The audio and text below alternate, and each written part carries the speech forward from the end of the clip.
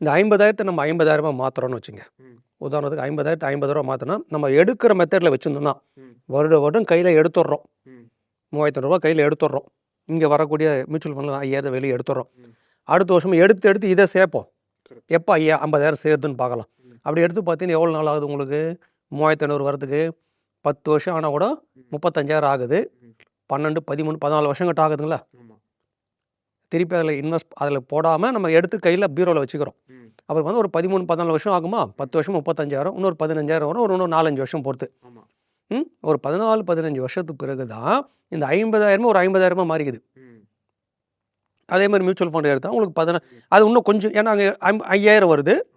அப்போ அது வந்து ஒரு 8, 9 வருஷத்துக்குள்ளே உங்களுக்கு வந்துடலாம். 10 வருஷத்தில் வந்துடும். 5,000 எடுத்தீங்கன்னா 10 வருஷத்தில் வந்துடும். அப்போ நீங்கள் போட்ட முதலீடு மாதிரியே ஒரு அமௌண்ட் எடுக்கிறதுக்கே உங்களுக்கு வந்து 10லேருந்து 13 வருஷம் ஆகுது. இந்த தொகையை எடுத்துட்டா நம்ம அப்படியே அதில் விட்டுடலாம் எடுக்காமல். அப்போ எவ்வளோ வேகத்தில் வளருதுன்னு பார்க்கலாம். இப்போ வங்கியில் 8% வச்சுப்போம், இல்லை 7% வச்சுக்கணும். 7 வச்சுப்போம். அப்படியே அவங்க கொடுக்குற இங்கே 12 வச்சுக்கலாம்.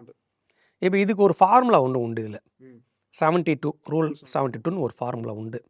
இப்போ இதில் உங்களுடைய வட்டி அமௌண்ட்டை டிவைட் பண்ணிவிடுங்க, அவ்வளோதான். இப்போ வந்து இப்போ மியூச்சுவல் ஃபண்டில் 10% உதாரணத்துக்கு இந்த டிவைடடுக்காக வச்சுக்கலாம். நம்ம 72 டிவைடட் 10 அப்படி போட்டுட்டிங்கன்னா 7.2 கரெக்டாக. 7 வருடம் 2 மாதத்தில் நீ பணத்தை அப்படியே விட்டுட்டா உனக்கு டபுள் ஆகிடும். இங்கே நீங்கள் 7% தான் கிடைக்குதுங்க. இங்கே 10% போட்டோம், இங்கே 7%.